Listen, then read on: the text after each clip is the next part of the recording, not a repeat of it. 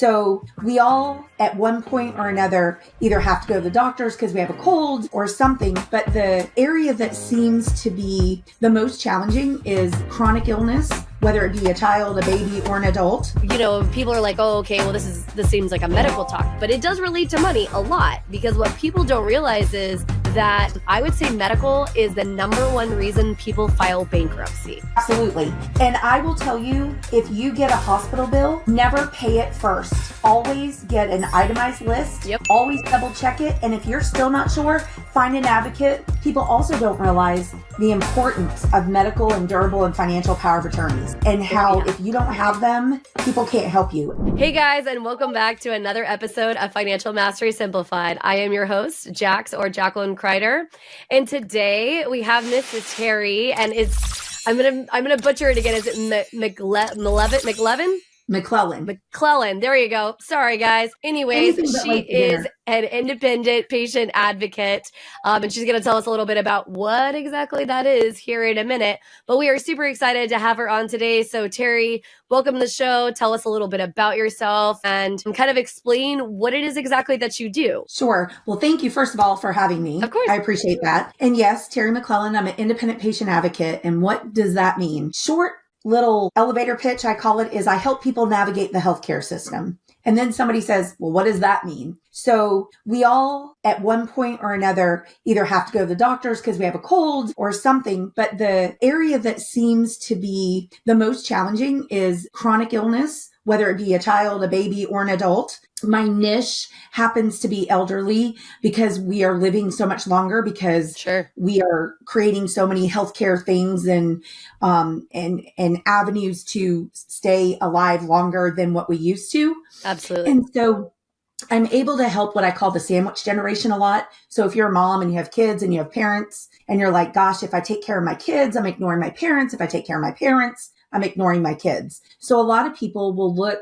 for an advocate to kind of say, hey, I need somebody to go to the doctors with mom and dad to manage their meds, to make sure that they're understanding what's happening. Right. But the other thing that independent advocates do that I think is even more important, a lot of people do not realize that 1 in 5 people that are admitted to a hospital have a medication error daily. At home, 1 in 3 have a medication error. Wow. When you're in the hospital, we trust that the doctors, the nurses, that everybody's working with us, that they know what they're doing, and that whatever they're doing to me is what needs to be done. And I hate to say it, but today, because the insurance companies drive healthcare, not the doctors, they dictate when the doctors can discharge, when they can admit, what meds you can go on based on your drug plan, etc. The role that advocates play in that is making sure that you're getting the care that you need to get, that you're getting timely medication, timely tests. Also, that your insurance, I always say, people are like, I have insurance. Insurance's job is to say no. Let's face it.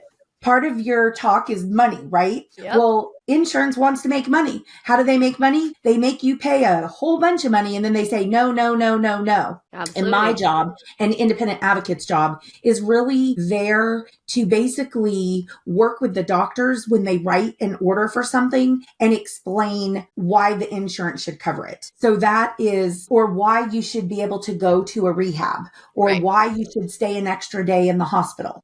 Well, it's the stuff that you could technically do on your own, but let's be real, nobody has got time for that or whatever. And nobody has the knowledge to navigate it, to figure out like, okay, so what is this form 4692B? I mean, it's like mortgage. Like we have so many dang form numbers, hard to keep track of what they all are and what they mean and any of that. But you don't know what you don't know either. So like a lot of people don't know, for example, I'm a type 2 diabetic. And if you read the standards of care on a type 2 diabetic, and I'm diet controlled because I manage my weight and my eating, the standard of practice is I should be on a cholesterol pill. I should be on, a pill to help manage, like metformin, to help manage what my blood sugar overall results are. Right. And you have a choice to educate yourself and decide, no, I'd rather not do it with a pill and do it with diet and exercise, even though the standard of care is a certain way. And so a lot of people don't know that they can say no, or a lot of people don't know that they can request a different med versus this med. Like maybe the med that the doctor wants to put you on. For example, I have AFib and I'm on Coumadin. It's a $4 drug. Well, they wanted to put me on Eliquis. Well, that's $1,000 a month drug. So because I'm a nurse and I have a machine and I know how to check my INRs and I know how to eat, I asked the doctor to do that for me because it's much more affordable. So if you don't know that and you don't know what other drug could work, you're just trusting the medical community. And I'm not saying don't trust the medical community at all. I'm just saying that you need help. Just like I know nothing about mortgages. And if I needed to buy a house and get a mortgage, I'd have to call you because I'm clueless. Right. Well, and it is hard because, first of all, our world is 10 times more complex than it was even 20 years ago, right? Because we have access to so much more information and so many more things. And that's awesome, right? Like on the one hand, right? Because there is so many more things you can figure out and you can find out and like so many more people you can find. But then on the same token, there's so many more aspects that like you have to navigate and figure out, and you're like, where do I even start? Like, I have no idea. People are like, oh, okay, well, this seems like a medical talk, but it does relate to money a lot, because what people don't realize is that I would say medical is the number one reason people file bankruptcy. Absolutely. And I will tell you, if you get a hospital bill, never pay it first. Always get an itemized list. Yep. Always double check it. And if you're still not sure, find an advocate. Because independent advocates don't only help with like medicine, healthcare, hospital, not everybody, but some also help fight bills. Some help fight no's to the insurance to appeal. I happen to be fortunate enough that my background enables me to do birth to death, I call it. So whether you're a baby or whether you're older, whether you're going on hospice, whether you're 40 years old and you have bad hips and you got to get a hip done, or you're 60 and you need to get knees, it doesn't really matter. Just this past weekend, I had a client get a hospital bill for an ambulance for their father, and I don't know, $5,000 or something. Oh yeah, well, they're very expensive. The gentleman was taken to the hospital, admitted. He had what we call necrotic bowel, a dead tissue in our bowel. Right. He honestly almost passed away. So he was admitted, had to have like 3 surgeries within a week's time. So according to insurance and the way it works is that ambulance bill should have been paid, right, because the patient was admitted. Right. It wasn't like he just called because I'm not doing so great, and so I go up at the hospital, and then it's like, oh, and then they send you home, and nothing happened. Yeah, goodbye. You know what I mean? That kind of thing. Right. Right. And sometimes because of our insurance, you might go to the hospital and it's like, say the ambulance showed up and they wanted to rule out a stroke. Say the stroke got ruled out and you got discharged, not admitted. Well, that's still a reason to have called 911. And so an advocate knows what codes, what needs to be written, can get the copies of the medical records, can submit that to the insurance, and can get it paid. Yep. Right. So I was going to say, a long time ago, because I worked in a call center for quite a few years in mortgage. And I'll never forget that I actually was doing a loan for a woman who worked in the medical coding side. So she was like on the billing side. And she said, if you knew how many people miscoded, like because it was just a clerical error and they miscoded. And so then insurance kicks it back out or says the patient owes. And so often people are paying those bills and they're actually not owed. Or in my own personal case. So we have like our regular insurance. And then my husband, who is 100% disabled veteran, he has, thank you for his service. TRICARE. He has VA Champs, which is a very like niche kind of insurance that is very specific. Like you have to not qualify for TRICARE, have a spouse or a like my daughter, right? Like be a dependent of 100% disabled veteran. And so we have TRICARE. Well, when my daughter was born, we had our regular insurance, and then we had not TRICARE, but we had VA Champs coming in underneath it. VA Champs has a kind of code, if you will, that says if you accept any money from them, then that's it. The rest of the bill is discharged. Like there's no more bill that is owed. So they accepted my regular insurance and then the VA Champs insurance and paid out, some on each thing for the birth of my daughter. And then the hospital tried to bill us separately. And I called them up and I'm like, no. I don't think you understand. And they're like, well, yeah, you owe this extra money. And I said, great. Did you read the guidelines of when you accepted the VA Champs money? And they were like, and magically all the bills went away. But a lot of people would have just not even thought about it and paid it. Exactly. And since you speak of veterans, my father's a veteran. I also help veterans if they haven't gotten qualified for benefits and they have fought in World War II, Vietnam, Korea, and even, the Gulf Wars and all of that. I can help people apply. And if there's disabilities there because of like Agent Orange and stuff like that, Oh, yeah. I can help people do that. I can also help people with like aid and attendant stuff. So I'm a part of the VFW. I'm a daughter and a wife of veterans. So nice. That is something that I also do. And people don't realize how much is out there and available to you. For sure. It's a lot of work. I'm not going to lie. Yes. It's a lot, but it helps. Stay tuned. We'll be back right after this message from our sponsors. Imagine having the power to control your financial destiny, no matter where you start.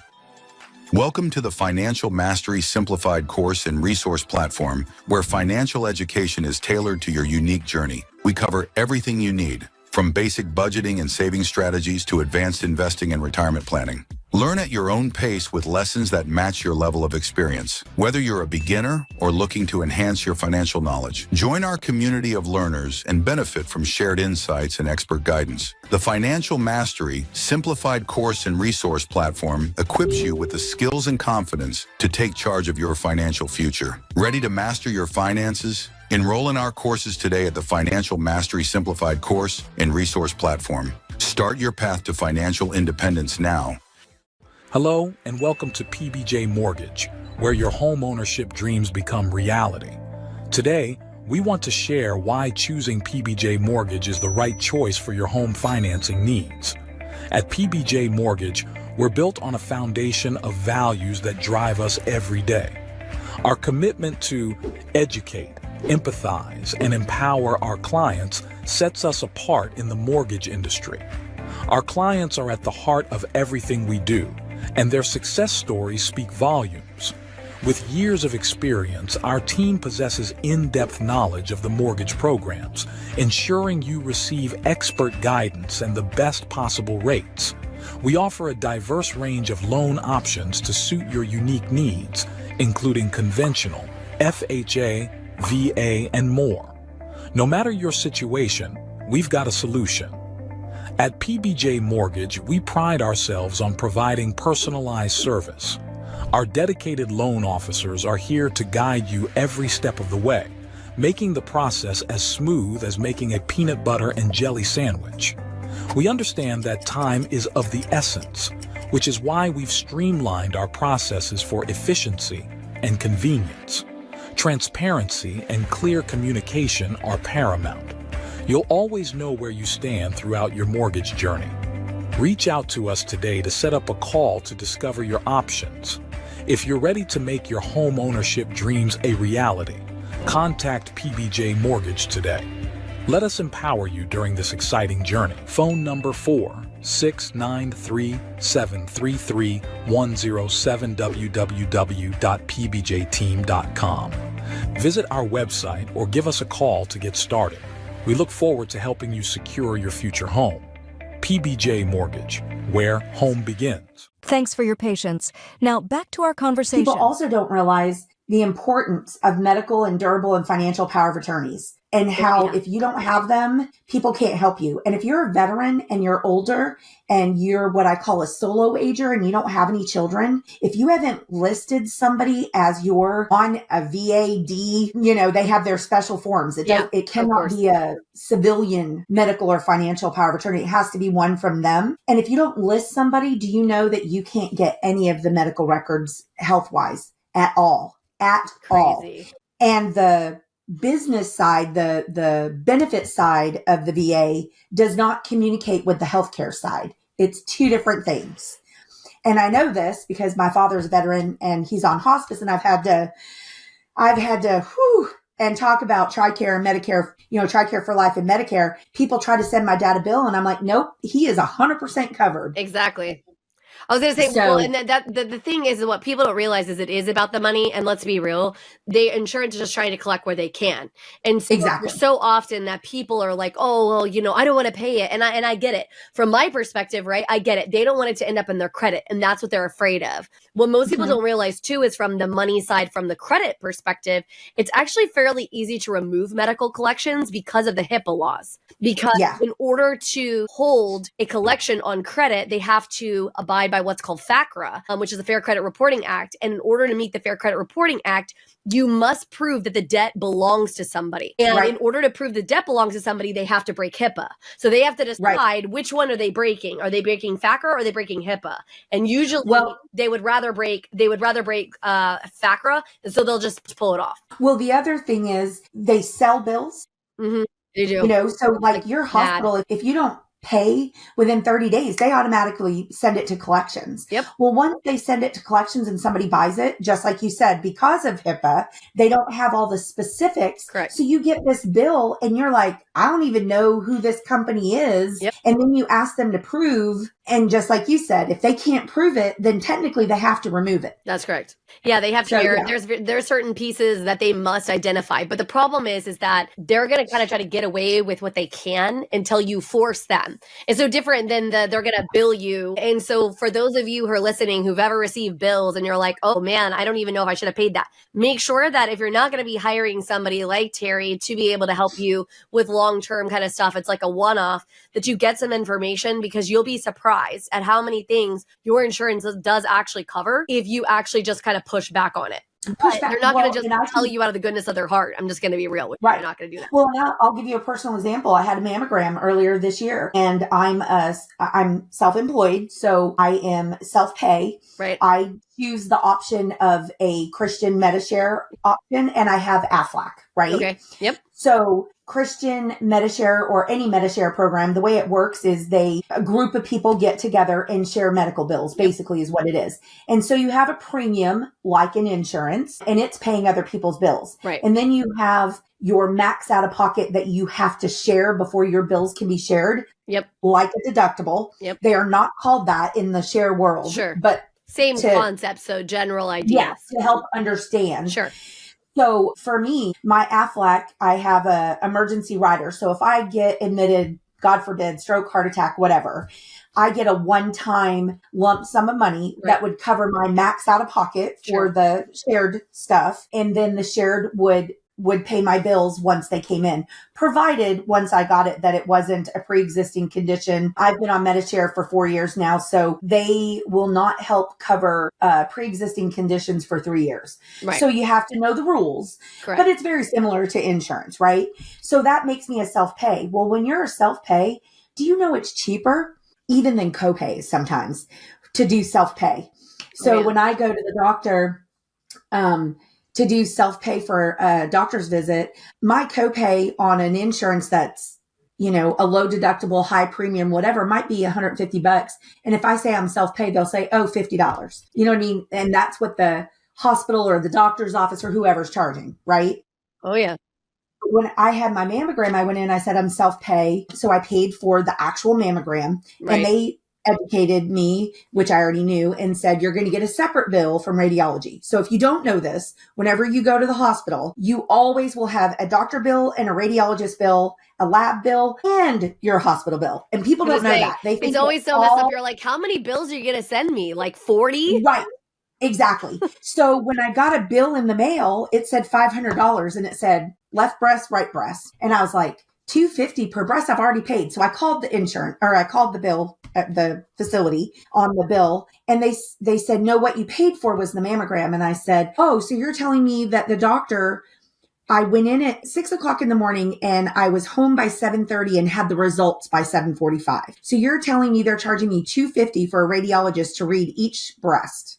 So I happen to have a daughter that's a radiologist. And so I said, my daughter's a radiologist, and said that shouldn't have been more than, $50 or whatever. So like per breast to read. And so they put me on hold, came back on and said, that'll be $97. But if you don't know to call and push back, No. right? I would have paid that $500 bill. Well, I was going to say, and so this is where it's a lesson of like, you have to kind of decide to choose your heart, right? Like, do you want to pay it and like take the hit monetarily? Do you want to push back, right? But it is going to take some time. Do you want to hire somebody who's like you, who can kind of help navigate that kind of, you know, a group of paperwork and things like that or whatever? I mean, again, this is choose your heart. I just don't think a lot of people are aware how much goes into the back piece, right? The back piece. Well, of most things, right? I mean, there's a lot of complication. It's sort of like, you know, we joke all the time. So my brand is, you know, PBJ Mortgage. We're making mortgage simple. As simple as making a peanut butter and jelly sandwich. And my goal is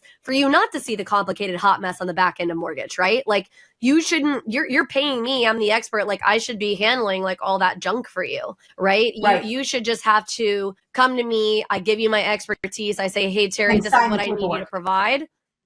And then that's it, right? Like I should handle all the other things, but a lot of people just don't realize and recognize like there's a lot happening in the back end on so many different things. And the truth is that sometimes it doesn't always go according to plan, especially when you think about who does a lot of that paperwork. They're the lowest level paid people. Sometimes they're outsourcing that stuff. So like it's done even overseas. Like, so they may not even understand. At 2:00 in the morning. Right. Yep. Yeah, exactly. Well, and I will say I've had several people call me to fight a bill. And I ask questions. First of all, I do a complimentary 30-minute phone call with anybody who wants to hire me for any reason. Nice. One, I feel like you need to know who I am and you need to feel comfortable that you want to work with me. Sure. Two, the flip is true. Like I need to know who you are and I want to work with everybody. I don't usually say no, but there might be reasons to say no. Sure. And somebody called me once. They were in a motor vehicle accident. They still had like maybe a $1,500 bill or something. And they're like, and they had a lawyer and the lawyer couldn't get it paid.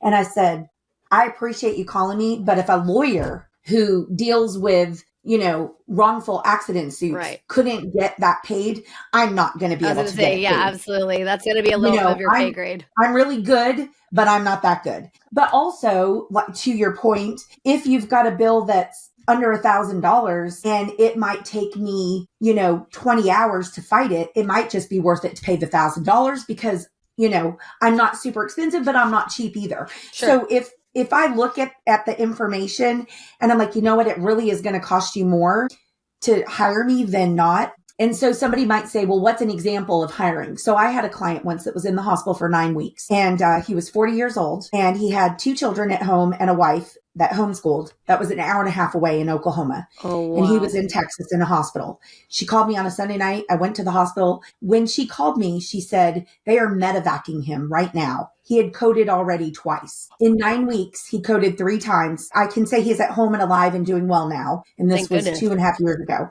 But the medevac bill was $50,000. Oh, yeah. So I got their insurance. And they said that they owed it because they didn't get pre-auth. Well, usually people don't call a medevac unless you're dying and you're dead and you have to get somewhere fast. For page like 13 that is so ridiculous that they said that. Right. It's not surprising though, but like, what? Yeah. So page 13 of their insurance plan said, unless it's a life-sustaining emergency. You know what I mean? So wait, because we can't just take medevac for like a joyride. Who did that? I want to know who is the one, why they had to put that into the insurance thing. Because you know, some lawyer wrote that in there because somebody decided that they broke their leg and they needed to medevac them to the hospital or some ridiculousness. Who knows the reason? But that was paid. I got that paid. So in the 9 weeks that they were in the hospital and that I was up there and that I was doing those things. And then when he was discharged, he was on significant pain medicine for the condition he had. Absolutely. And they've given a testimony. It's on my YouTube, so I'm allowed to share it without breaking HIPAA. They've signed releases. He had what they call necrotic pancreatitis. Only 4%, let me make sure I'm saying this right, 14% survived that. Okay. Wow. And the likelihood of reoccurrence is like 85%. Holy So cow. This man is a walking miracle. Yeah. And so when he was discharged, the the pharmacy said, we cannot give you these pain meds until you prove why you're on such a high dose. And we're like, you don't understand. This is decreased like 75%. But when you have necrotizing pancreatitis basically means dead tissue. And for 9 weeks, he had multiple surgeries to remove dead tissue. Right. It's very painful. Stay tuned. We'll be back right after this message from our sponsors. Welcome to Financial Mastery Simplified, your go-to podcast for making smart money decisions. We break down complex financial topics into easy-to-understand advice you can use every day. Our experts cover everything from budgeting and saving to investing and retirement planning. We give you the tools to take control of your money and build the future you want. With Financial Mastery Simplified, you'll feel informed and empowered to make the best choices for your financial health. Tune in to Financial Mastery Simplified on your favorite podcast platform. Start your journey to financial confidence today. Welcome to House U, where we believe in the power of education. At House U, we're more than just a brand. We're your partner in home ownership, dedicated to educating, equipping, and empowering you every step of the way. Education is at the heart of everything we do.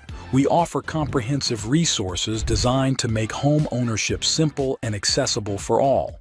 From understanding mortgage options to mastering home maintenance, House U provides the knowledge you need to make informed decisions with confidence. We host workshops and seminars, bringing together experts and community members to share insights and build a stronger, more informed community. Because when you're educated, you're empowered. House U, home ownership made simple for all.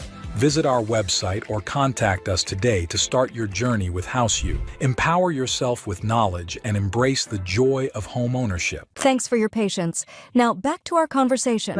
So if you've ever even had frostbite, or even if your hands got really, really, really cold and you came in and you put them under the water and like they burned. Right. So imagine the inside of your gut doing that, Oh. So Sounds awful.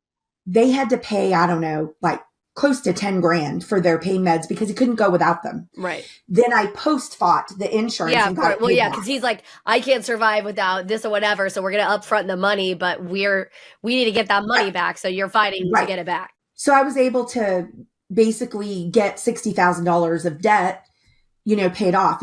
And people will say, well, you were so expensive.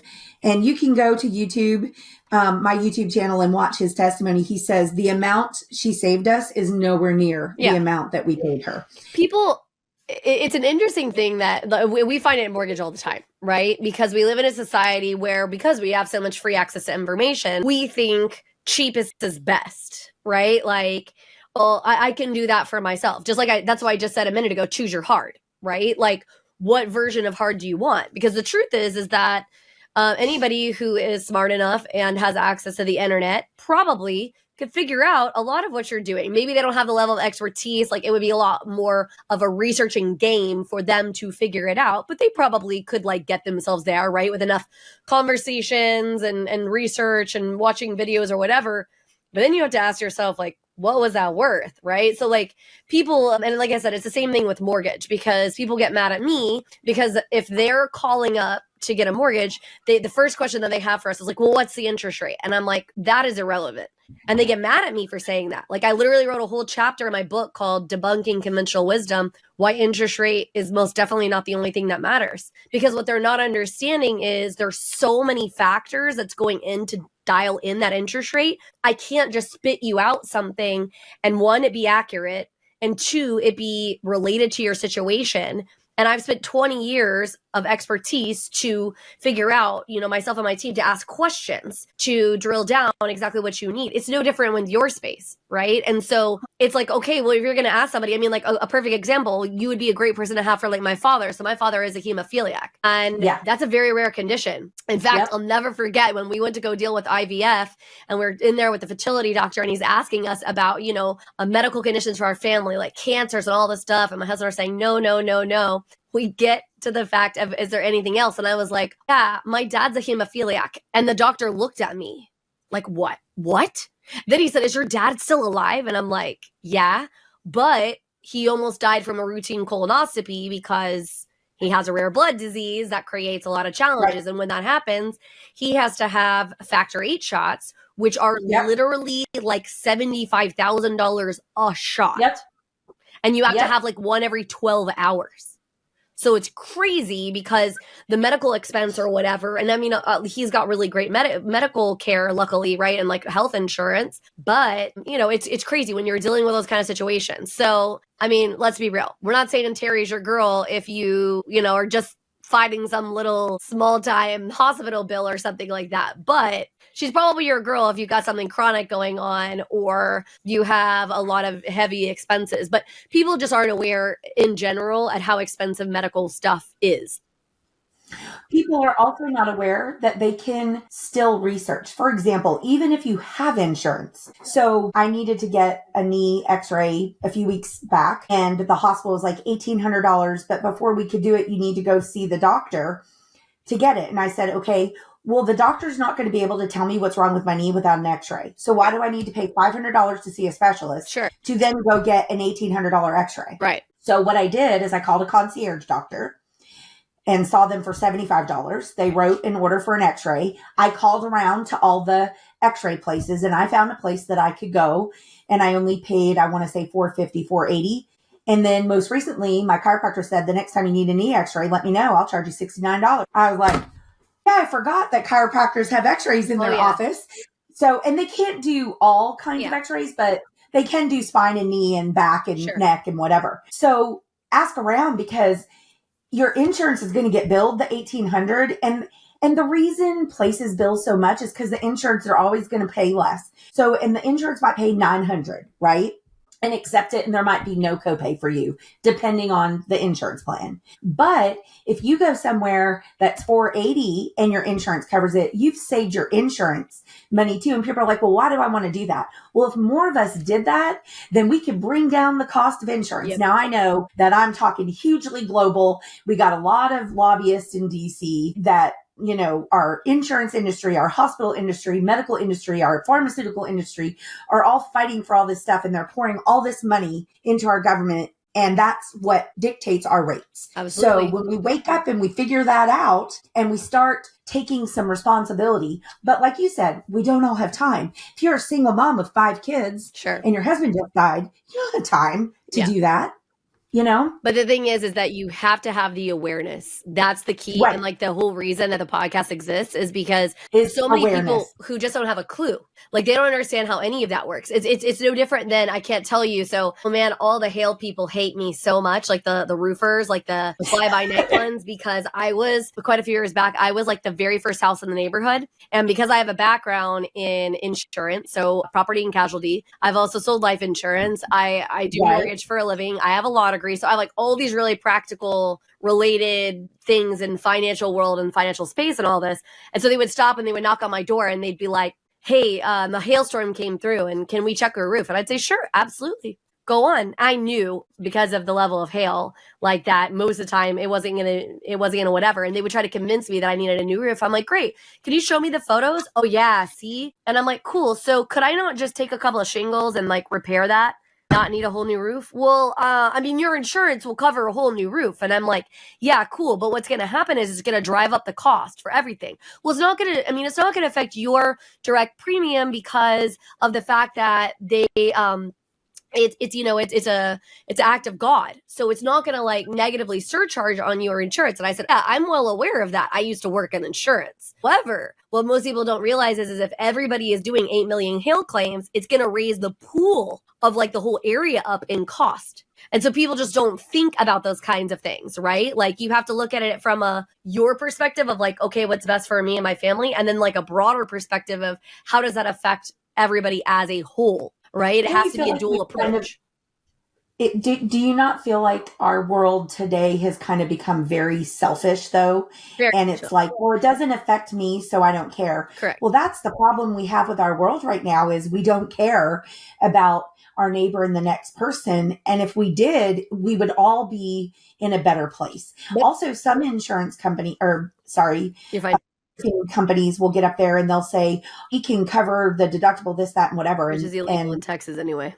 Exactly. So like also we have a hail season. So the first hailstorm is probably not when I'm going to get my roof checked unless I got a gaping hole, right? I'm going to wait till the end of the hail season and make sure we don't have 6 more hailstorms, right? It always blows my mind when people get it fixed right away. I don't want to drive a car or have a roof or whatever. And I'm like, are you guys crazy? Like you guys are crazy. But I tell people if they want to be selfish, they should think about the overall picture of what it's going to do as a rule. Because if you're doing it, who else is doing it? It's not just you. right? Right. Like go drive around after a hailstorm and see how many people are getting their roofs fixed, right? Like, Right. so it's the same concept with like your doctors and stuff like that. Yes, you want to utilize your doctors. Yes, whatever, but like be smart about it.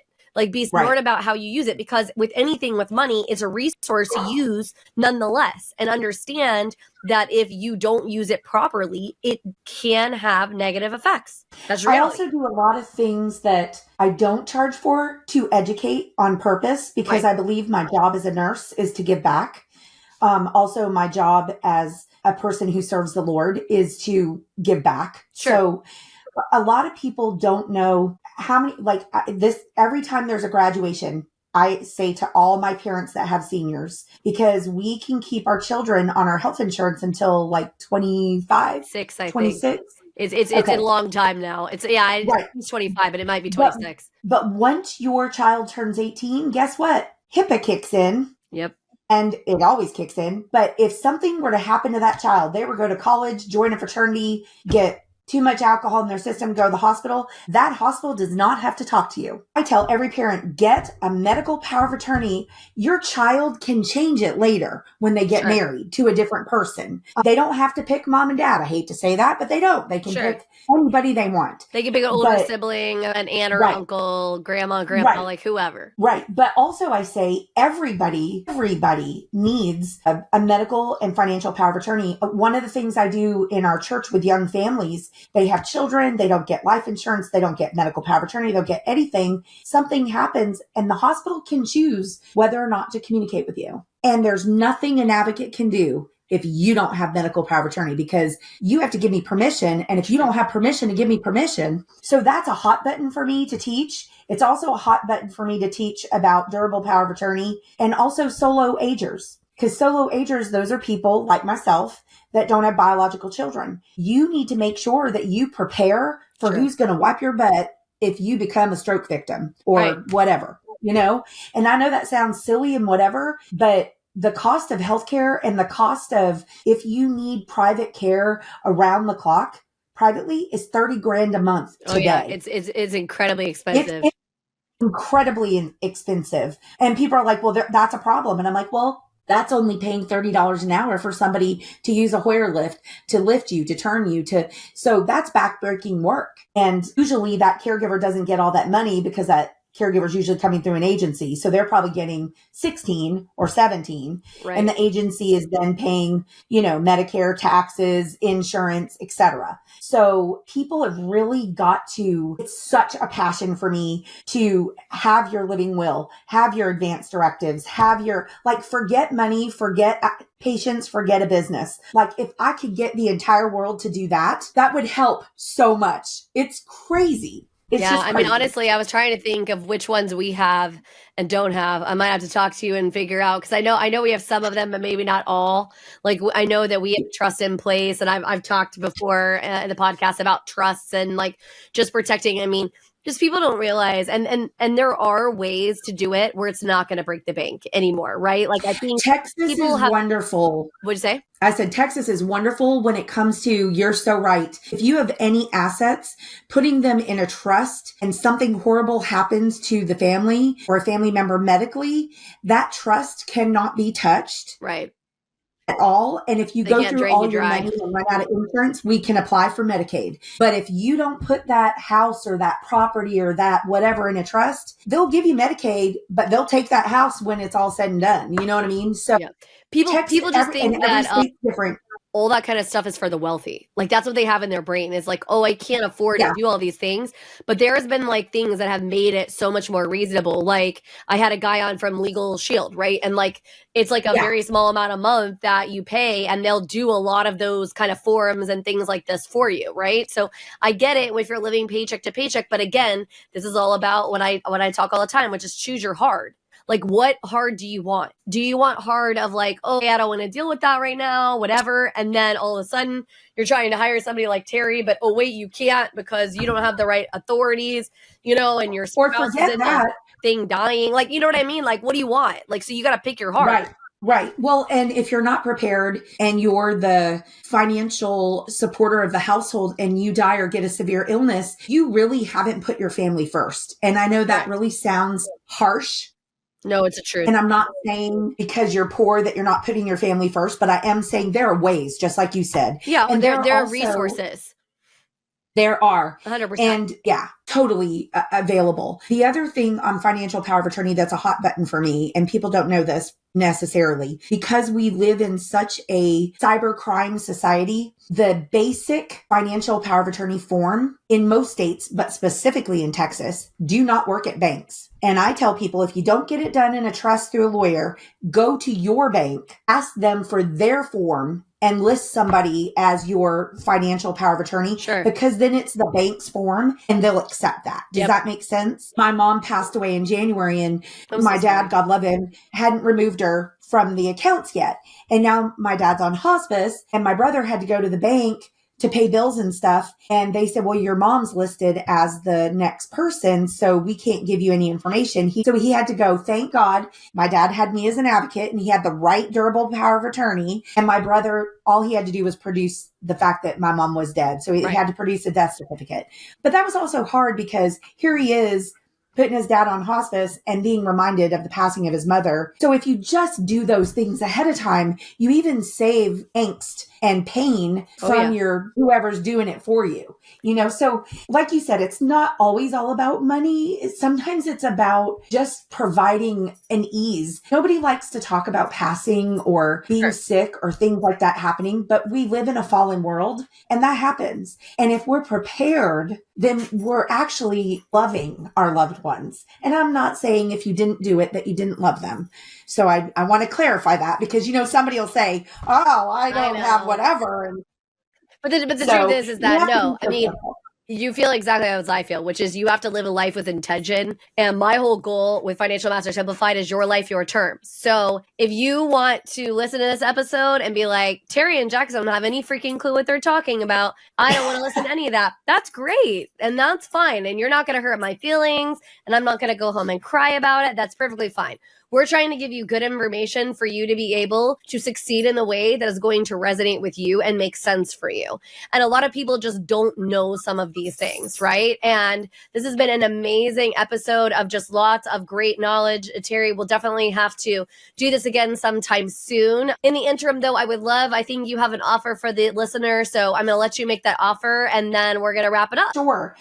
I do something called a medical binder, which I get all of your medical information and put it into a binder. It has all your doctors, all your emergency contacts, all of your medications, any procedures, surgeries, most recent things that you've had done. And that's normally a $350 charge for me to do that for you. And I'm offering that for $100 if you mentioned that you saw this podcast. And it doesn't matter if it's a year and a half from now. If you mention that this is where you saw it, I will honor that. You have no idea how valuable that is. Absolutely. Especially when you have older people or children with chronic issues. When you go to the doctors, you already feel like they don't listen to you, right? So you have a book that says, oh, here's my last labs. Here's my last whatever. And they actually respect that. And it shouldn't be that way, but it is. For sure. So thank you so much, Jax. Absolutely. Well, this has been awesome. And I'm sure that we'll have to, I mean, she and I probably could talk all day about being passionate when it comes to just, you know, living with intention with all the kinds of things in life that touch your life and and money, right? I mean, because the real reality is people don't realize money really does touch everything. So you think it doesn't, it really does. And so we want you to live a life with intention. So I hope this episode was helpful for you. And we look forward to seeing you next week on another episode of Financial Mastery Simplified.